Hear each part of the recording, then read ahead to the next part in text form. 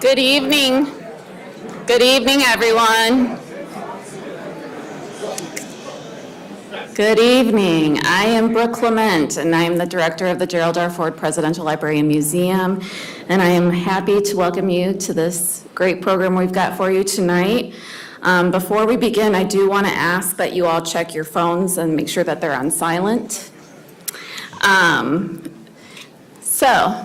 Just a reminder, too, that next Thursday, Reverend Robert Jones will be back and performing on our stage.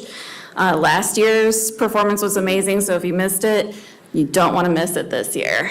In addition, we are partnering with the World Affairs Council and will serve as host to their Great Decisions series every Tuesday evening in February and March. So that if you need any information on those programs or events, those are on our website. And just again, want to continue to thank you all for all of your support. We couldn't do it without you and our great partners at the foundation as well. And now I'm going to turn it over to Joel Westfall, the Deputy Director here at the Library Museum. He's going to introduce our guests this evening and have a great talk. Thanks.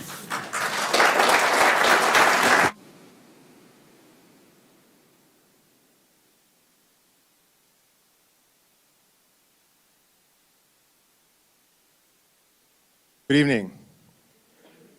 So tonight, we have someone with us here who is an absolute and true friend to the National Archives and Records Administration, as well as to the Gerald R. Ford Foundation. How true a friend is Gerald Graff?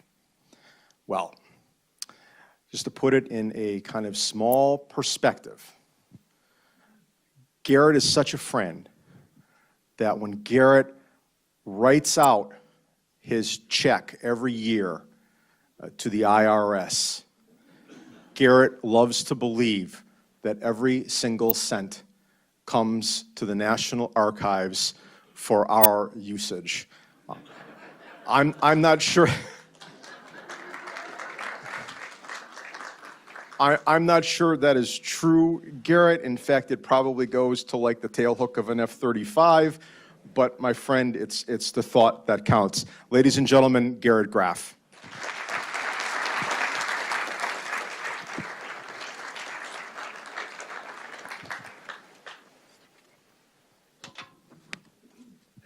Yeah. Joel just stole what is normally my opening joke when I speak at a presidential library or museum, which is I'm just a huge fan of the presidential libraries and museums across the country, and I've been lucky enough, I think I've done research now at all but 3 of them, and they're just a really wonderful network across the country and resource for history. So I'm very appreciative of the work that archivists do across the country. Thank you so much, Gerald. So you started out by writing a book about Robert Mueller and the FBI, getting yourself a kind of sweet gig on CNN, a lot of a national exposure. You moved from that to writing my personal favorite, Raven Rock, the story of the U.S. government's plan to save itself while the rest of us die. And you followed that up with in my opinion, one of the best oral histories editorial ever written in The Only Plane in the Sky, the story of 9/11. And then, not on that success, you moved and wrote one of 2023's Pulitzer Prize nominated history of Watergate. And a couple of years ago, you were here to talk about your Watergate book. And I fully remember this. You and I were having a private dinner across the river. And every time you've been here, I usually ask you, so Gerald, what's next? And your response was, I'm writing a book on UFOs. And I know my response was, what? So Gerald, why UFOs? As you say, I'm a very weird person to have written this book because I am not I was not raised watching the X-Files or Star Trek. I'm not a sci-fi aficionado. I come at this book, as you just outlined, as someone who has covered national security for the last 20 years. And what I noticed in Washington in the last couple of years was the conversation around UFOs changed. And that there was a series of blockbuster reporting by the New York Times and Politico, where I used to work, in the fall of 2017, that outlined sort of two threads of a changing perspective on UFOs. One was a series of reports about a secret Pentagon UFO study program that had been funded by then Senate Majority Leader Harry Reid and had been run by a Las Vegas businessman and space entrepreneur named Robert Bigelow. And at the same time, there were a series of videos that came out that the Pentagon released from Navy pilots, Navy aviators, who had encounters with objects in the sky that they could not explain. And there were a series of 3 videos that came out.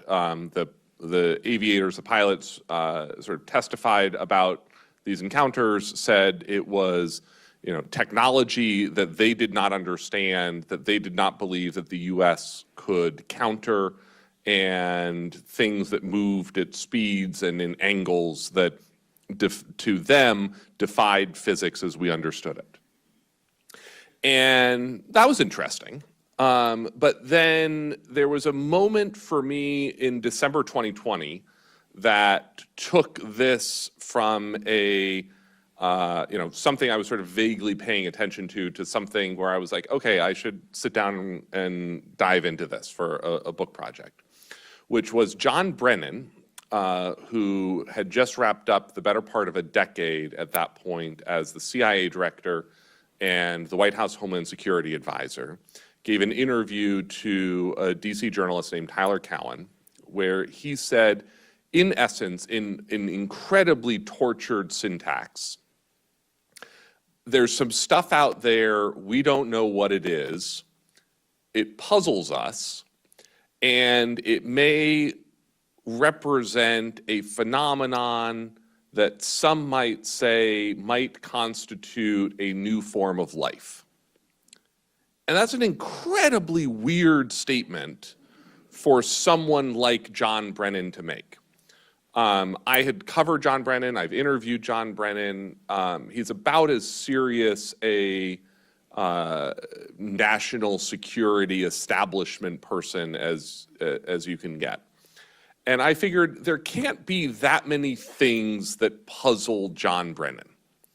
Like when he woke up in the morning and he was CIA director and White House Homeland Security advisor, if he had a question, we have a $60 billion a year intelligence apparatus that went out and tried to answer his questions.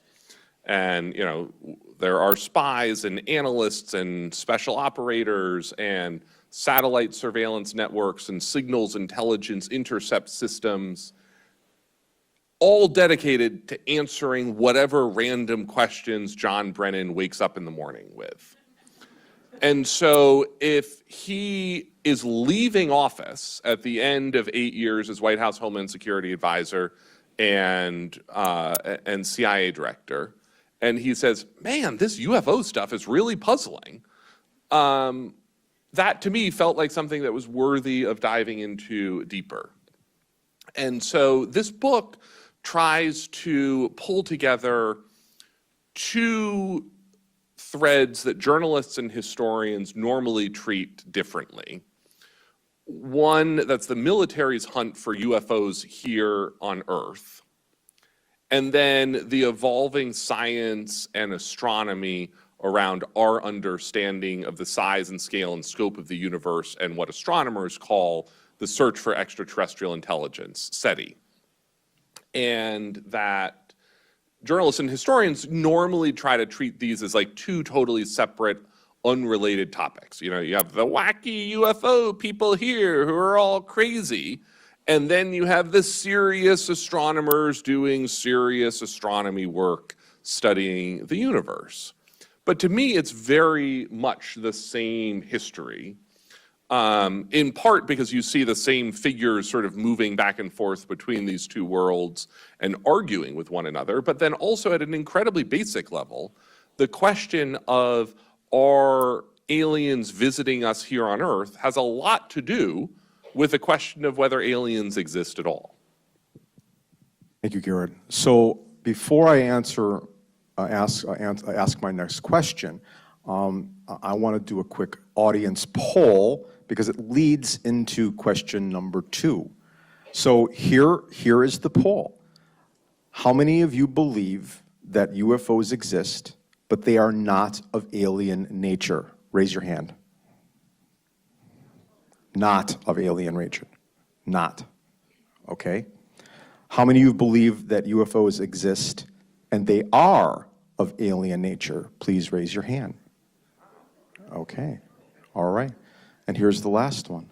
How many of you did not raise your hands because you are concerned about being stigmatized one way or the other?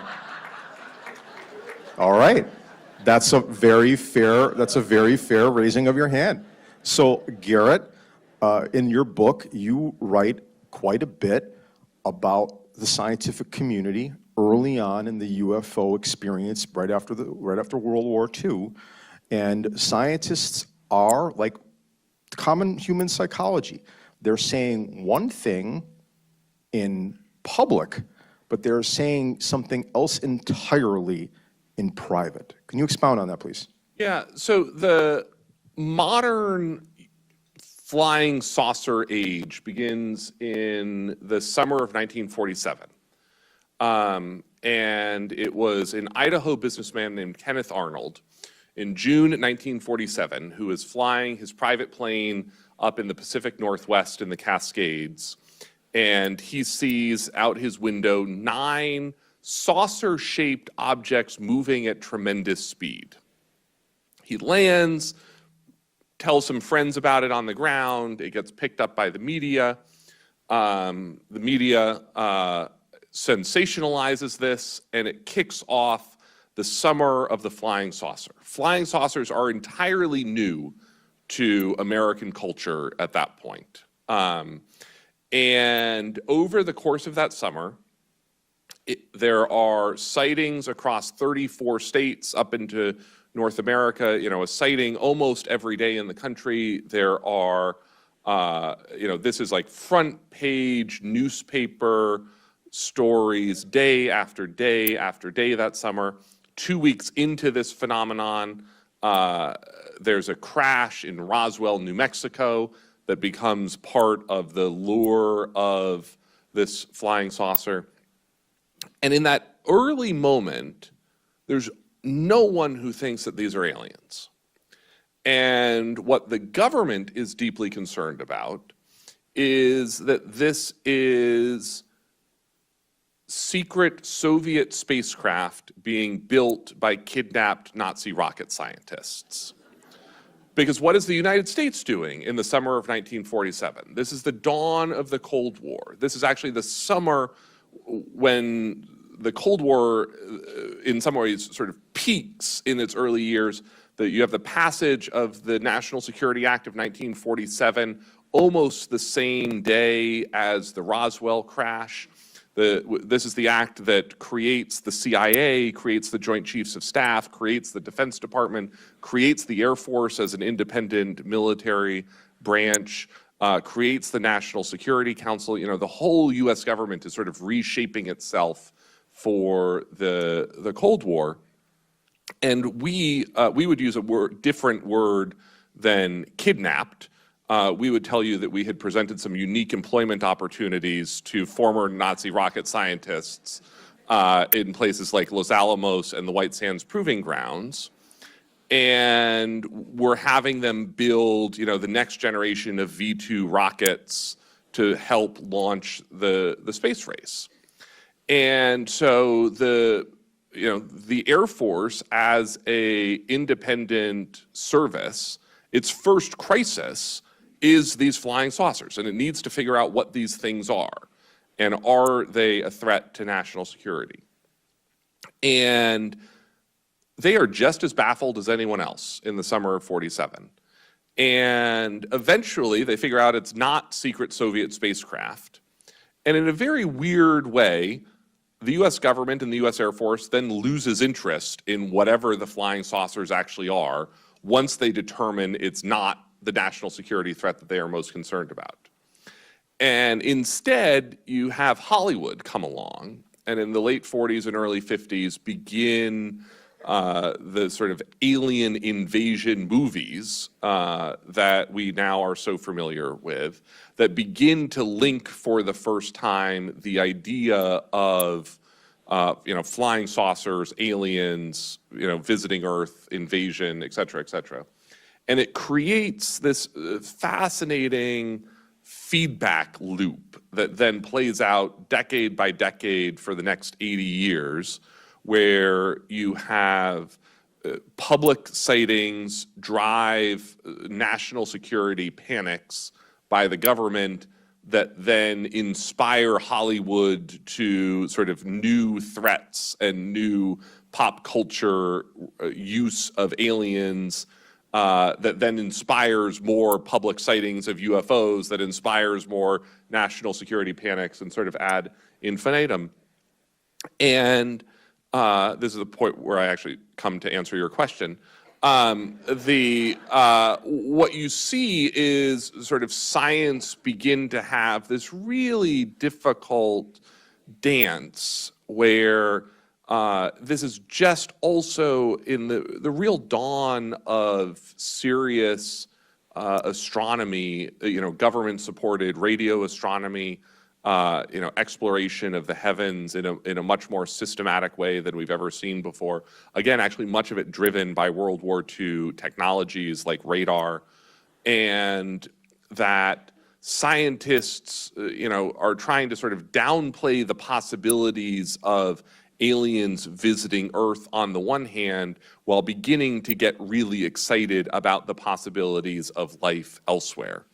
And sort of the middle third of this book ends up being this, this sort of intellectual feud over decades between J. Allen Hynek, who is the astronomer who leads the government investigation of UFOs, and Carl Sagan, who is, of course, the sort of most famous astronomer of the 20th century, and is simultaneously the lead voice for SETI, for the Search for Extraterrestrial Intelligence out there, while also being the arch skeptic that aliens are actually visiting us here on Earth. So this is a presidential library museum, so I think it's only appropriate that we ask about the presidents and UFOs. So you write in your book in quite some detail with regard to kind of the disparate views of quite a few American presidents and the UFO issue. Gerald Ford, Jimmy Carter, Ronald Reagan, Bill Clinton. Can you expound and talk a little bit about each of those presidents and what they did or did not do for the UFO issue? Yeah, so the thing that will sort of most surprise most of you who think that you know something about Gerald Ford in this room is that Gerald Ford in Congress was the leading advocate for studying UFOs. That actually in the summer of 1966, he was congressman here. He was the minority leader in the House. And in the summer of '66, there is a very famous series of UFO sightings at Hillsdale College here in Michigan. And it goes on for a period of about a week. There's one sort of very famous sighting at Hillsdale, this glowing orb out in the forest behind one of the dorms that's witnessed by dozens and scores of students and college administrators and police officers, then a series of other UFO sightings across central Michigan at farms, a couple of other locations. J. Allen Hynek, this astronomer, is dispatched by the Air Force up to investigate it. And he spends a couple of days going around with the Army and police across Michigan trying to understand what's happening. And he eventually holds a press conference at the Detroit Press Club, and it's the largest press event ever at the Detroit Press Club, where he diagnoses the UFO sightings and dismisses them as swamp gas. And it becomes one of the most sort of infamous government dismissals of UFO sightings in history.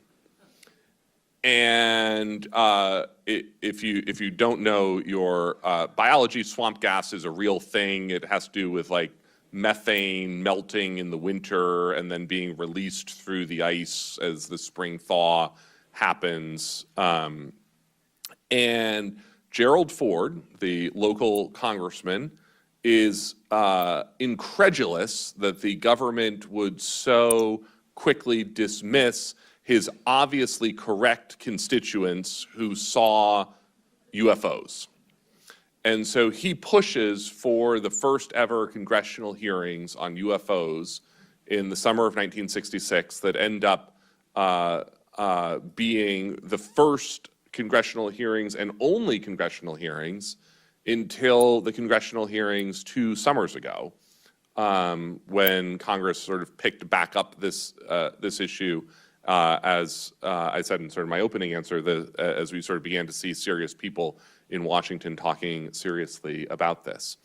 Gerald Ford runs, of course, in '76 against Jimmy Carter, who has the best documented UFO sighting of any American president. He was, when he was governor of Georgia, saw a UFO, what he thought was a UFO, outside of an Elks Club one night while he was speaking as governor. And it took until about a decade ago to figure out what he actually saw, which was he saw a military missile test over the horizon that released a barium cloud that sort of lit up the sky in this very peculiar way. And Jimmy Carter, in exactly the way you would expect Jimmy Carter to be, dutifully filled out the paperwork to report a UFO sighting and sent it in when he was governor, and it becomes sort of part of his presidential campaign, because everyone at that point hopes that Jimmy Carter will win and then open up the government's secret UFO files, which he then does not do. Yeah. So let's talk about your alma mater, Harvard. There are a couple of interesting lines in your book, as well as the great story relating to Carl Sagan and his career track nearly being ruined by his initial interest in UFOs, as well as another famed Harvard psychologist, Dr. Mack. You write, when asked at the time whether Harvard was embarrassed by Professor Mack, a Harvard spokesman stated that all of its faculty had strange interests, and quote, "They are all weird and embarrassing one way or another." Can you talk about, not Harvard, but this issue with Sagan and Dr. Mack? Yeah, so John Mack becomes one of the sort of most fascinating characters of ufology in the 1990s, as he pioneers really the scientific study of people who report alien abductions. And I spend a couple of chapters of the book looking at the phenomenon of alien abductions. What Mack really comes to understand, and then there are a couple of other people in this world who sort of study this, actually a very famous artist named Bud Hopkins, who's a writer in his own way, who gets interested in this, a couple of others. And John Mack calls them experiencers because he does not want to prejudge one way or another what actually happened to these people. And that alien abductions really come to the fore of this in the late 1960s and then really peak in the 1980s, early 90s. And the psychiatrists who study them really believe that something happens to these people. And that they report all of the signs of trauma that would be consistent with people who have undergone actual trauma. They line up psychiatrically sort of very similar to abuse victims, war veterans, sort of other people who have variations of what we now call PTSD, and that they have interestingly, no shared sort of psychopathy before reporting an experience and no shared psychopathy after. So this is not a situation where you see, people who are schizophrenic who then report alien abductions, or people who report alien abductions then go on to be diagnosed as bipolar. That there are sort of this very wide spectrum of experiencers, and that as far as sort of mental health treatment and psychiatrists can say, something happens to them and we don't know what it is.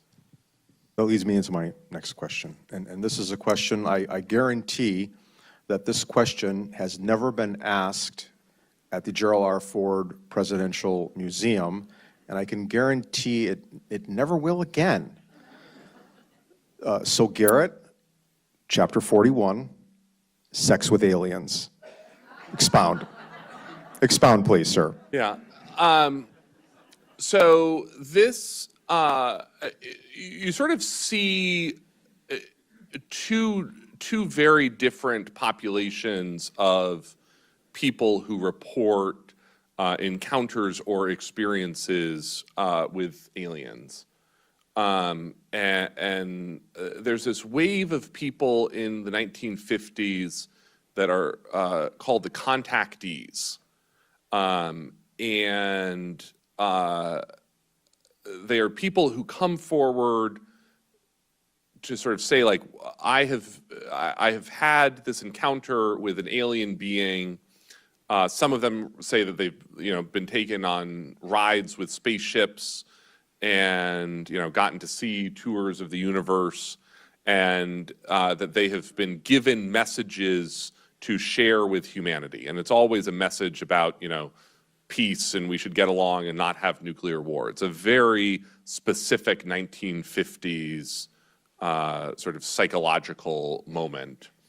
And a lot of them report, basically the equivalent of like the alien stops by every Thursday and we have tea together. And they, for the most part, go on to attempt to like monetize this experience. There's a lot of grifting involved in this, of setting up some facilities and things that most people would consider cults and things like that. And the contactees are generally sort of written off as kooks and dismissed.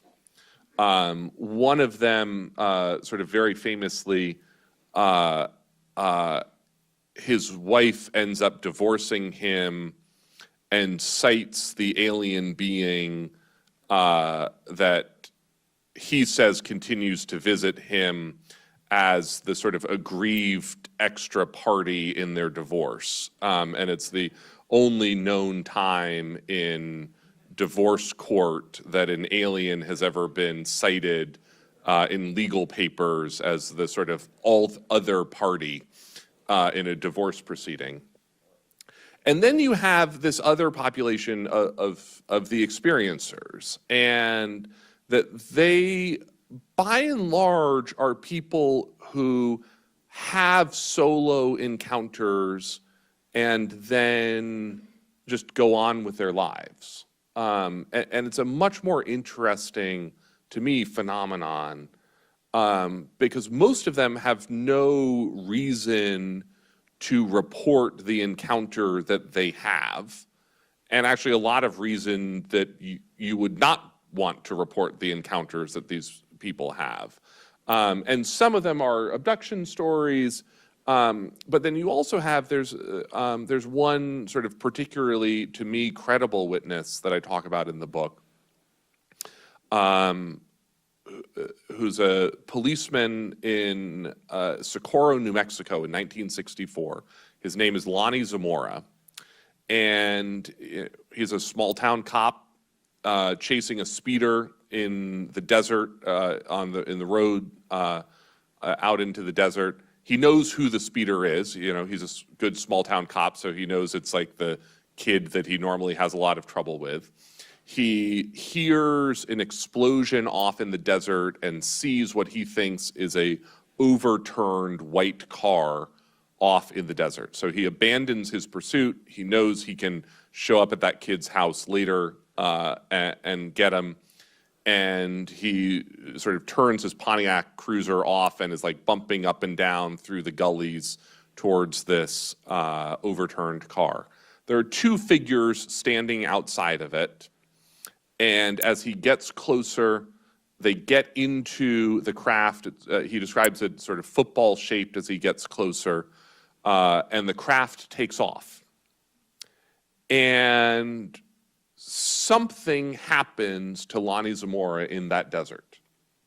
There is a New Mexico state trooper who shows up on the scene within a couple of minutes, sees Lonnie Zamora sort of shaken and upset by whatever this encounter is that he has had. There's some circumstantial evidence that the military and the FBI respond to the scene and find marks in the desert where a craft sat or appeared to have sat where Lonnie Zamora said that it was. And that he is considered to be, by the government investigators, sort of one of the most credible witnesses that we have, in part because he has no reason to make up this story, and then just goes on with the rest of his life and never has another, encounter or experience to report. There's a very simple explanation for what Lonnie Zamora saw, which is, this is 1964. It's adjacent to the White Sands Proving Grounds. It's the heart of the Apollo program. Maybe he stumbled across the Air Force testing a lunar lander in the desert there that he just wasn't supposed to see. But, we're 50, 60 years later, and there has never emerged any evidence of any craft that the U.S. government has ever created that behaves anything like the capabilities of what he says that he saw in the desert that day. Thank you very much. I think it would be remiss if we did not talk about one of the most famous cases in UFO history, and that is the issue surrounding Roswell. Can you talk a little bit about the Roswell situation in '47 and then the Roswell situation much later? Yeah. So Roswell is almost instantly forgotten. It occurs, as I said, about 2 weeks after the age of the flying saucer begins. It's part of this series of events that you see across the country in the summer of '47. This rancher comes in to the city of Roswell and reports, I found wreckage of a crash on my ranch. The Air Force sends 2 officers out to investigate it, bring the wreckage back to the Roswell Army Air Force Base. And the commander of the Roswell base looks at it and said he thinks this is a really great moment. And he goes, great, the government has finally found one of these flying saucers that's in the newspaper every day. And he tells his public affairs officer to put out a press release saying the government recovered a flying saucer, which they do.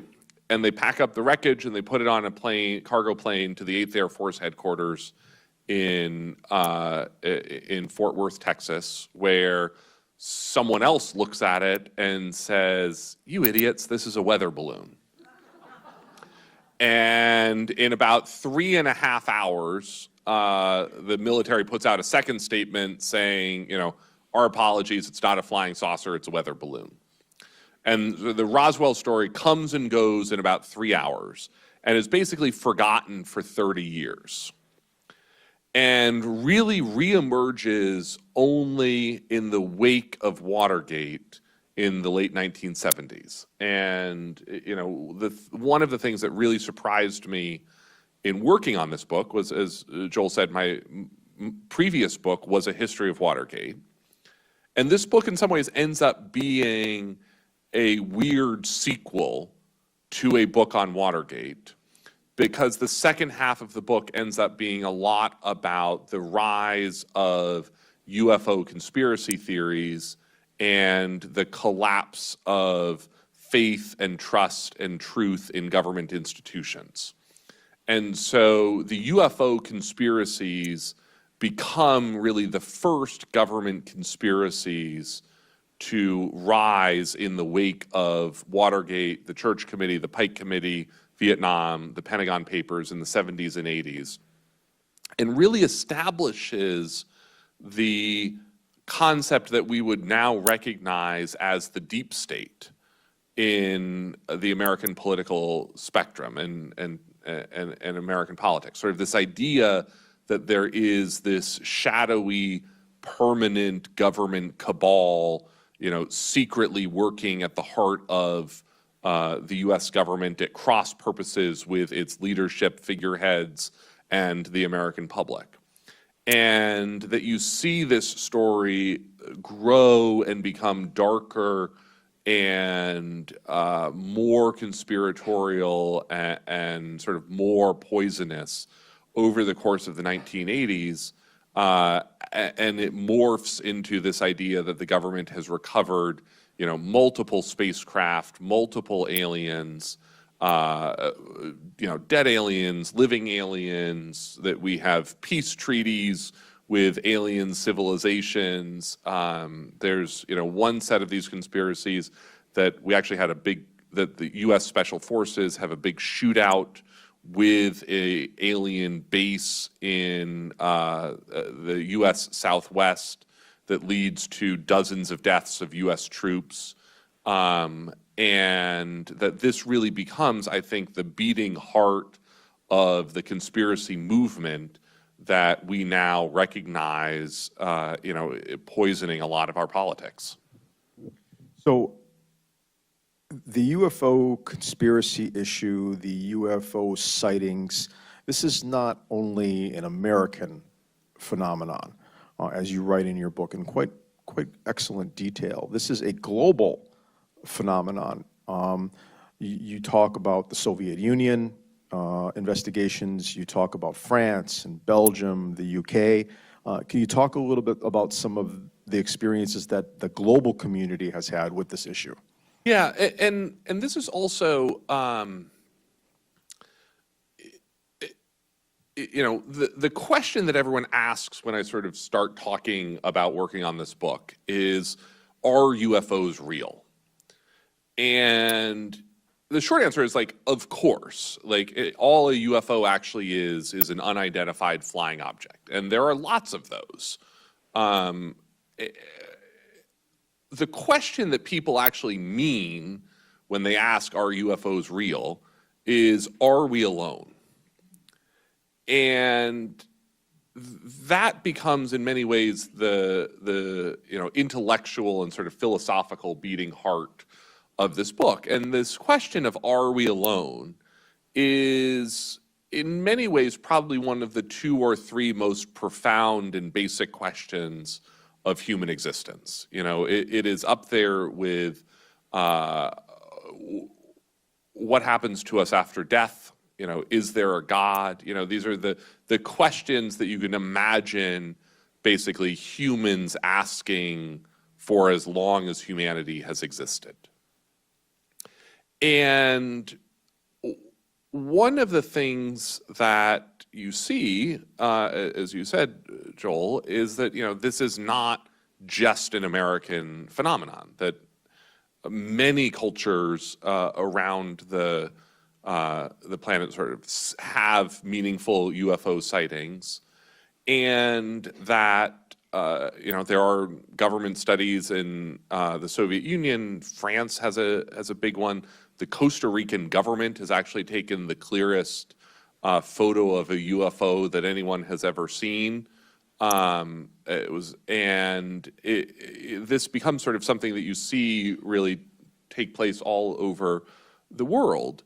But this question, what's also interesting as you get into this, is the question of are we alone turns out to be a very modern one and also a very Western and Christian one, because many Eastern traditions have sort of always assumed that there are other beings and intelligent life and sort of a multitude of worlds out there. And in fact, actually, Harry Reid, in the modern incarnation, one of the reasons he funds the modern Pentagon UFO studies is he's Mormon. And in the Mormon faith tradition, you believe actively in the possibility of other worlds and other beings. And one of the things that you really see change in the last 25 years, which I talk about in the book, because to me this is one of the greatest revolutions in human understanding that we have seen, is that the math is on the side of the aliens. That we, as late as the 1990s, did not understand that there was a single planet outside of our own solar system. And that we now understand that effectively every star in the universe has planets, and that a huge number of them, not necessarily a large percentage, but a huge number, just because of how huge and vast the universe is, fall into what scientists call the Goldilocks zone, which is planets that are not too hot, not too cold, could support water, could support an atmosphere, could support life as we would recognize it.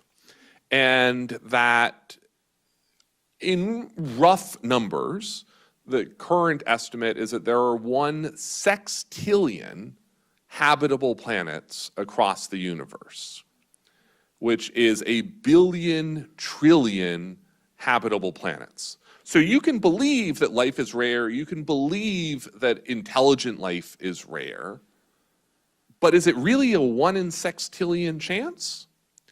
And then you get into sort of these very interesting and sort of related questions, which is life could be common, intelligent life could be common, and it could still be too far away for us to know right now, or we could be functionally alone right now.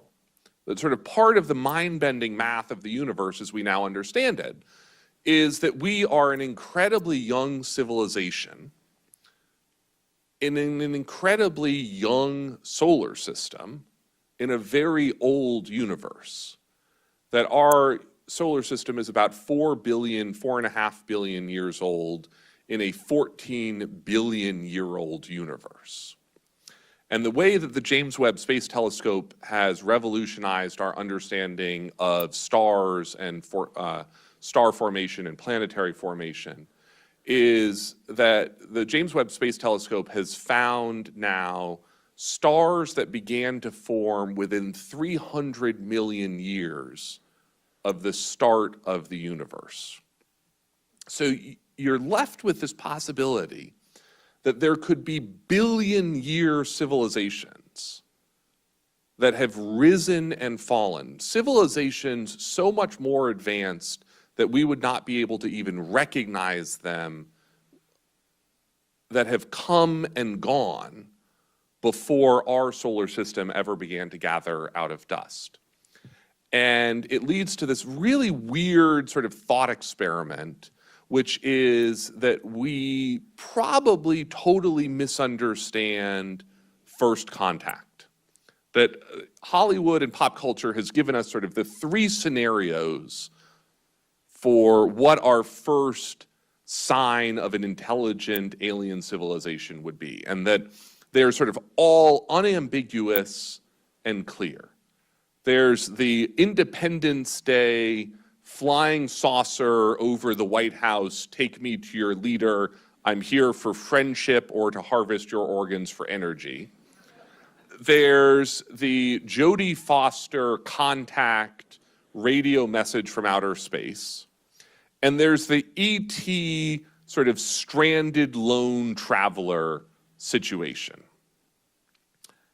And what's most likely to happen is something that we will probably first see an intelligent civilization in a much more ambiguous and puzzling way.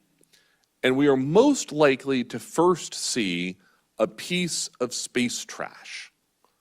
That we're going to have some, telescope photo where we see something that we recognize is not ours, but we don't know whose it is. And that it's Harvard astronomy chair Avi Loeb talks about it as basically the equivalent of an empty plastic bag blowing through our cosmic backyard. That we're going to look up and we're going to say, that's not from our Walmart. Whose Walmart do you think that's from? And we're not going to know whether it's a civilization that's close by. We're not going to know whether it's still around. We're not going to know whether it's friendly or not friendly. But that our idea that aliens are actually going to cross interstellar space and come visit us actually is probably wrong. That we are probably not of any interest to any intelligent civilization that could master interstellar communication or travel. And that this idea that sort of anyone would bother stopping in on Earth is probably wrong. And that you see scientists like Carl Sagan, who again, arch proponent of the search for extraterrestrial intelligence out there, and also arch skeptic of the UFOs visiting us, his argument was never aliens don't visit Earth.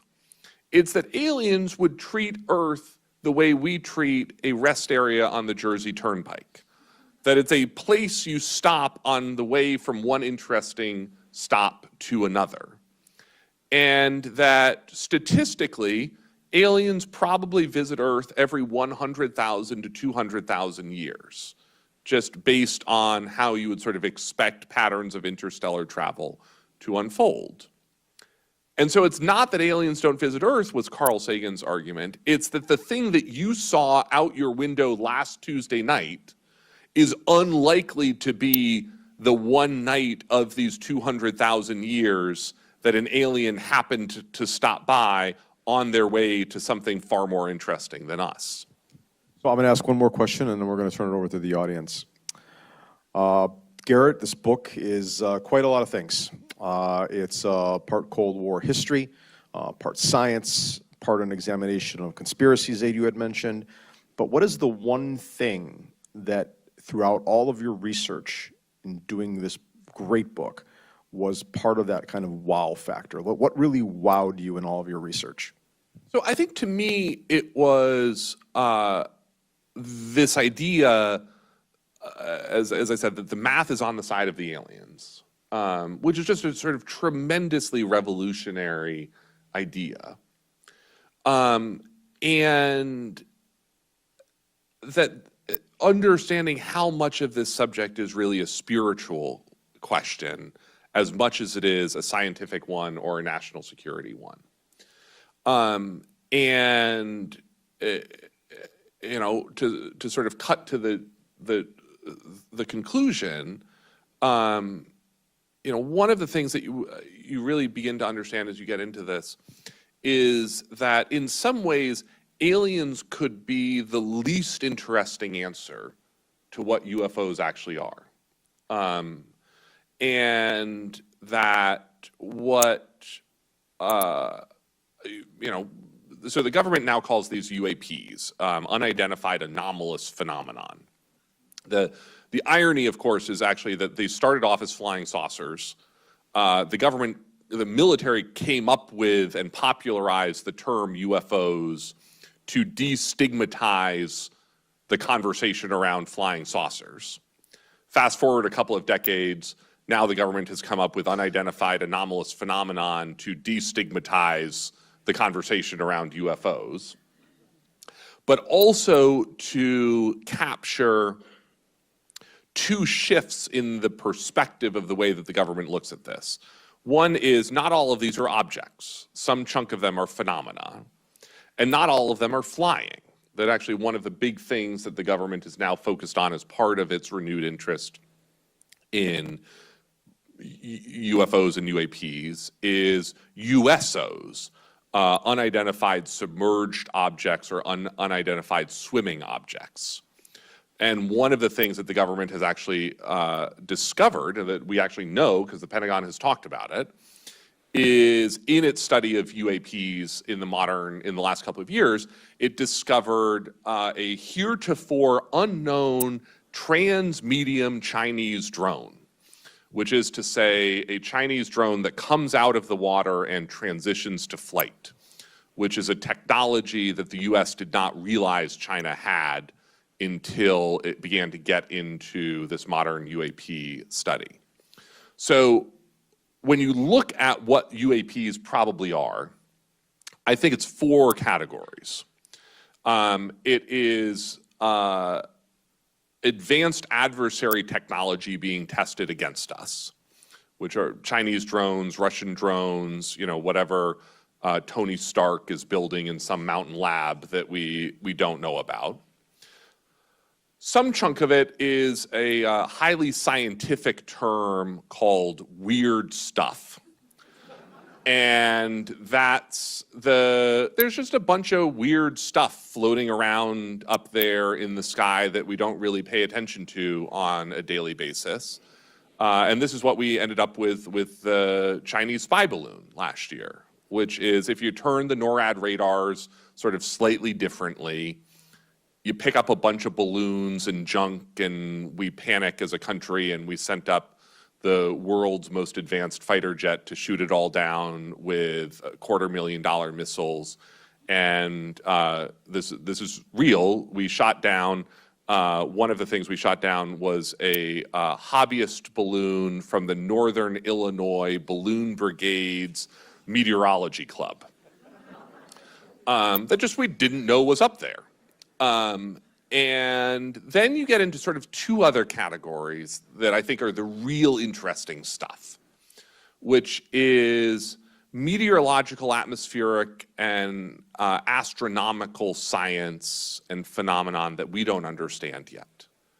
That I think one of the great lessons of science of the last couple of years, the last few decades, is that we should be really humble about our understanding of the world. And the world is probably much weirder than we think it is.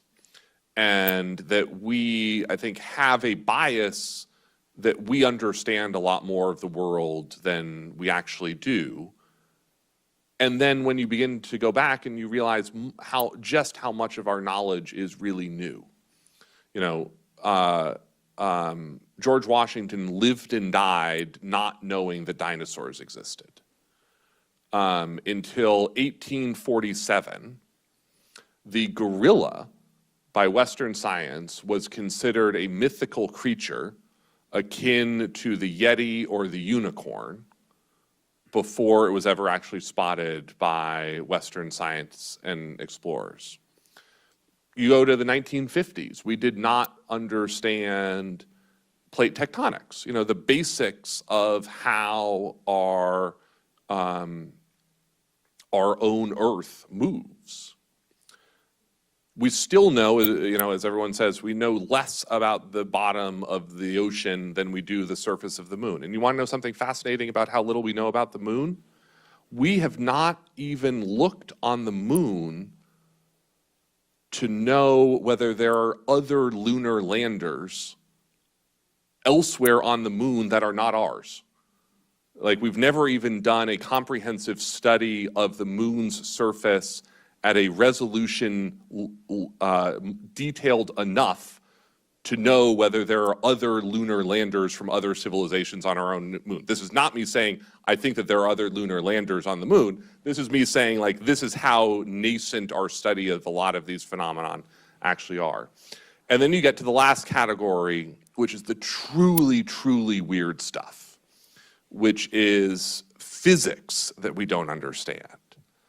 And the idea of, real revolutions in physics that people theorize about right now, but that we don't yet understand. I mean, this could be really mind-bending stuff, interdimensional travel, parallel universes, time travel from the past or future, things that would to us be even weirder than aliens visiting, but that we don't yet necessarily understand at a theoretical level. And you say, like, no, we get physics, like, we know there are no parallel dimensions, there's no time travel. The world's oldest woman died last year. She was a French nun. She was 118 years old. Everything that humanity knows about relativity and quantum physics was discovered in her lifetime. Imagine what we will learn about physics in the next human lifespan. Imagine what we could learn in 500 years, 1,000 years, 10,000 years. There's an Italian astrophysicist, Carlo Rovelli, who has a new book out. I'm not a physicist, so I'm about to butcher a very complex theory that he has. But it's his proposal for the idea of white holes. Not black holes, but white holes. We've never seen one, but he theorizes that they exist. And it's his explanation for what happens at the bottom of a black hole, which is at the bottom of a black hole, he theorizes the black hole bounces and effectively rewinds, and time reverses, and everything that ever entered into the black hole is then expelled. And he says, of course, we've never seen this. But when he came to his first senior level astrophysics appointment in the year 2000, his department chair pulled him aside and said, you don't really believe in black holes, do you? Because in 2000, we'd never seen one. And we now understand the universe is populated wildly with them. And yet there's sort of still so much that we don't understand about this world around us, the answers of which could be, again, far weirder than mere aliens. Gerald, thank you so much. Questions from the audience, please. We have about 15 minutes. Anybody? Down here? I think we've got a mic coming around. We have a mic coming around.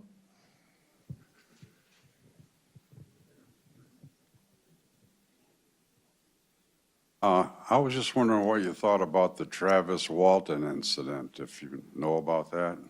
Yeah. And all the different studies of each person that was there and confirmed. Yeah, this is the incident that Fire in the Sky, the movie, was originally based on.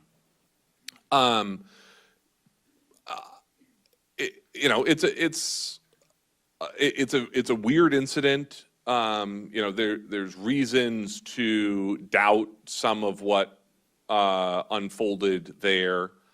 It's certainly one of the it's certainly sort of one of the biggest sightings or encounters that we see in the last 25, 30, 40 years. And I think was a really big part of that flywheel that I was talking about of how pop culture incidents sort of inspire more sightings that inspire more pop culture. And that, you know, I don't, part of the challenge with a lot of this is it's going to be really hard to go back and untangle almost any of the encounters that have been reported over the years, because we just don't have the data that one would want to be able to sort of trace back what actually happened in individual encounters. And so Avi Loeb, the Harvard astronomy chair that I mentioned earlier, the thing that he's trying to do right now is he just last fall opened the first UAP observatory to try to document the like basics of, you know, what an ordinary sky looks like, to try to establish the like baselines of data collection that you would want to begin to try to investigate sort of further encounters like that one whenever they happen in the future, and we'll have a better understanding of sort of like what's weird and what's not weird. Yeah. What about the Navy pilots? Yeah. Everything was well documented. Yeah, so the Navy pilots, you know, to me fall into this Lonnie Zamora category of, you know, super highly credible witnesses. You know, there's a lot of reasons if you are a Navy aviator, a Navy fighter pilot, that you in fact don't want to be the person who comes back to the aircraft carrier and says, "You wouldn't believe the UFO I just ran across." And that, you know, they have what are sort of considered the best types of encounters, because you have a credible witness backed up with external, you know, video, radar, you know, instrument readings, and they are, you know, they have been a big part of restarting this conversation since 2017. And their work is those encounters take place, or they've sort of been turned over to this new Pentagon office called Arrow that is really trying to make sense of what the government considers UAP sightings. You know, part of the challenge is there's what are considered public UFO sightings are generally not that interesting. You know, the vast majority of public UFO sightings are easily explained. You know, the planet Venus is actually a really large percentage of public UFO sightings because it's just such a bright star in a weird place in the sky. How many of them come from B-2s, Well, U-2s, F-117s? So then Skunk there's, you know, what the public considers UFO sightings are often actually also secret U.S. government test projects. A big chunk of what we now understand were UFO sightings in the 1950s were the U-2 spy plane being tested and developed by the CIA and the Air Force. And, you know, that in the years since has been the, you know, SR-71, the A-12 Oxcart, the stealth fighter, the stealth bomber. You know, the stealth B-21 bomber just had its first test flight in November last fall. So, like, these programs are still out there. The question to me is, what are the sightings that the U.S. government thinks are UFO sightings? And what are the ones that they can't explain? And that number over time is somewhere between as high as 20% and generally is considered closer to about 5% that the government itself can't explain. And Arrow, in its work with the Navy pilots and other encounters, it finds about 2% of UFO sightings it cannot explain with, known phenomenon, known test flights, known, other man-made technology. And to me, of course, like, whatever is interesting in the answer to the mystery of UFOs and UAPs is in that 2% of sightings that the government itself can't explain.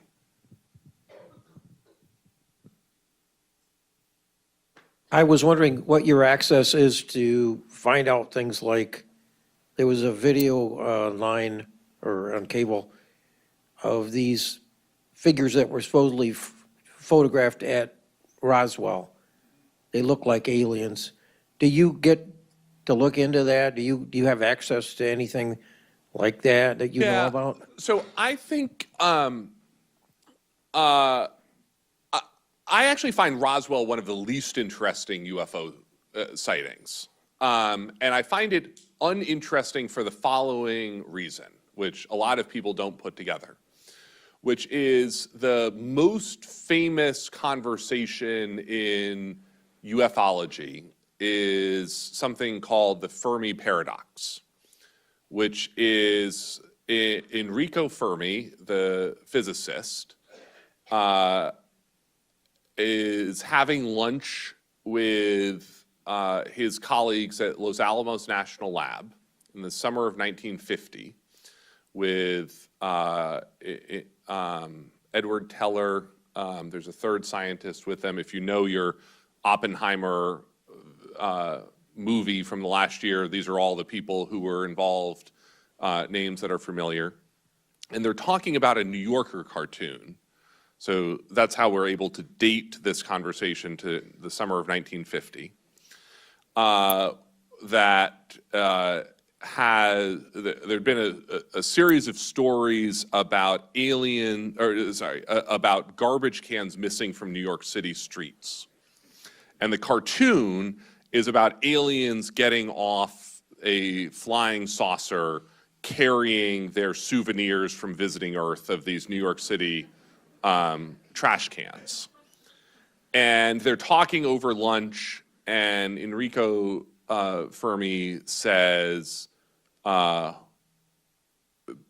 if life is so common, where are they?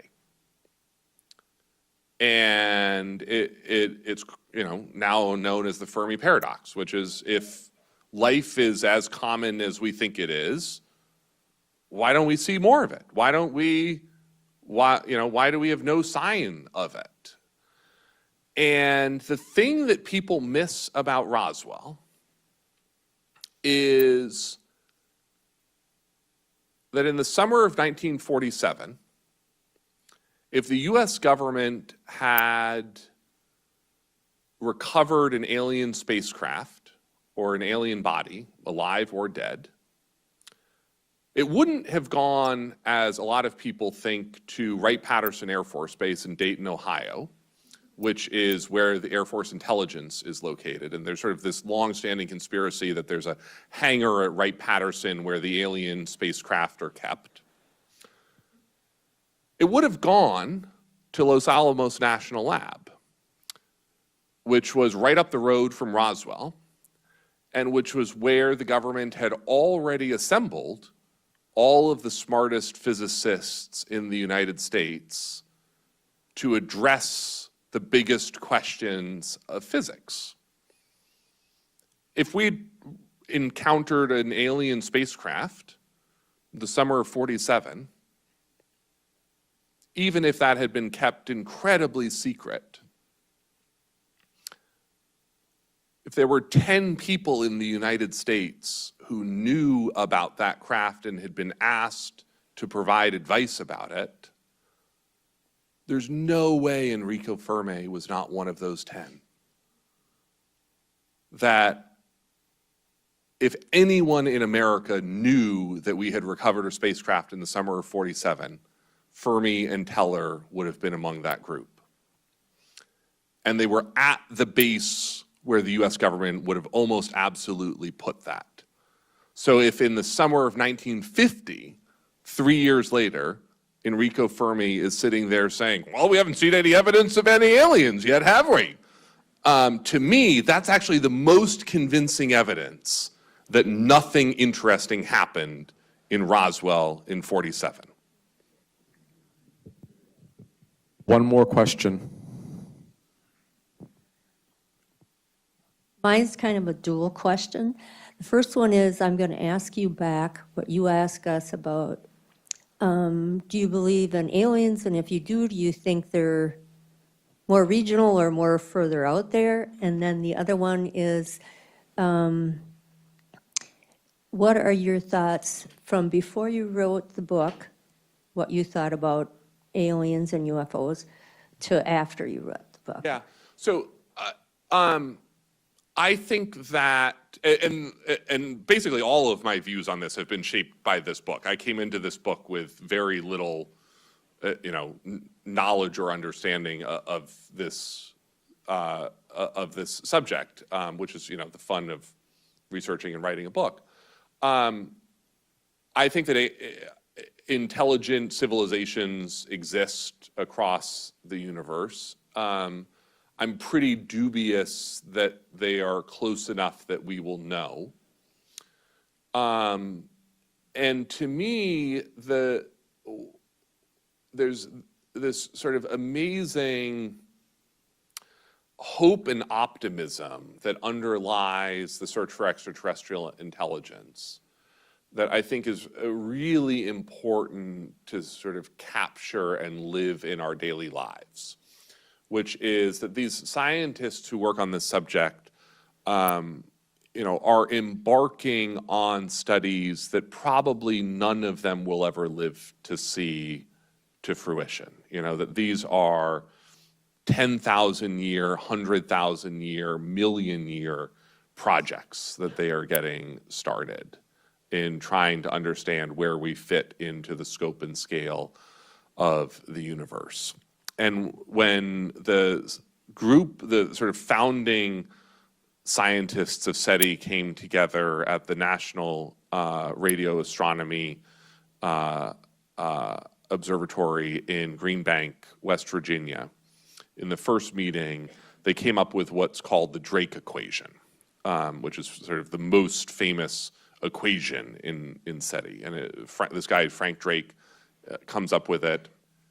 And it's an equation that lays out the variables for how common life and intelligent life would probably be across the universe. And, it's how many planets are habitable, on what percentage of planets that are habitable does life evolve, on what percentage of planets that are habitable does intelligent life evolve out of life, and on through this equation. The most important variable is called L. And L is the length of time an intelligent civilization lasts. And everything in SETI hinges on L. And if L is a few 10,000 years, 100,000 years, we are functionally alone. The life could happen all the time, intelligent life could happen all the time, and every time it appears, it's going to be functionally alone in the universe because civilizations just don't last long enough to overlap with one another. If L is 1 million years or 1 billion years, our universe will teem with intelligent life. To me, from the human experience right now, where we're sitting in 2024, there's a lot of reasons to be pretty wary that L is very long. And that, which is like half of a joke and like half not a joke, which is, you're looking around today, there's a lot of reasons to think like we're not here 10,000 years from now. I hope that we are. And I think that sort of one of the reasons that humanity should take really seriously, like living through these next couple of decades and figuring out the really big questions that we have to figure out to keep this planet livable and habitable over the next couple of decades and centuries, is because we have a lot invested in trying to make L as big as possible. And that, we are right now just like a total blip on the cosmic radar. And there's a lot of pretty amazing stuff that humanity could figure out if we give ourselves the chance for another 10,000 years, another 100,000 years, another million years. The average lifespan for a species on Earth is about 5 million years. And, we're in the tens of thousands for our species right now. Imagine what 5 million years of humanity could achieve, and what that could mean for what L could look like across the rest of the universe. Well, before Gleaves closes the show, ladies and gentlemen, Gerald Graff.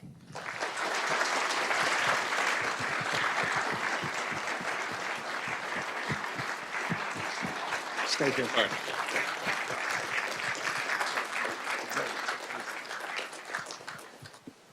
Garrett and Joel, thank you for a very enlightening and entertaining evening. I think this was just amazing. I felt as if we were at times in a sort of a church gathering, and then a NASA seminar, and then a pop culture confab. I mean, it covered the whole gamut.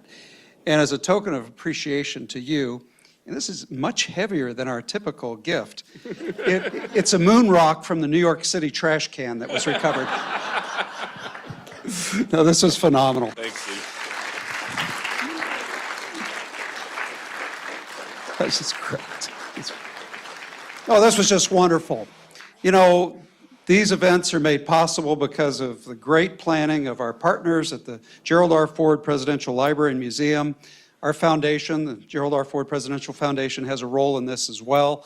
And we're very, very proud to be able to offer these kinds of programs.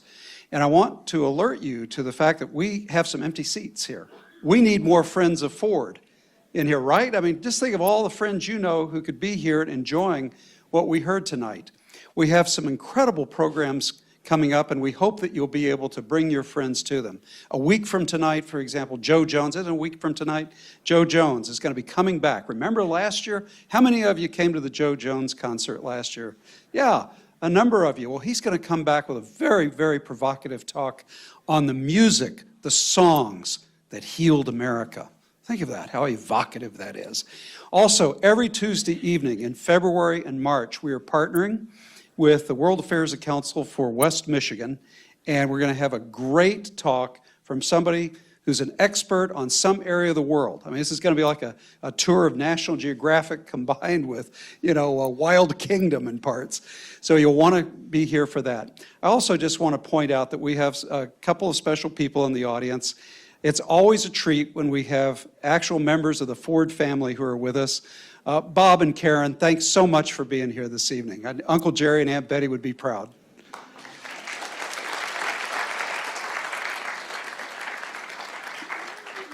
Well, I'm going to go home a very satisfied customer, and I hope you do too. Good night.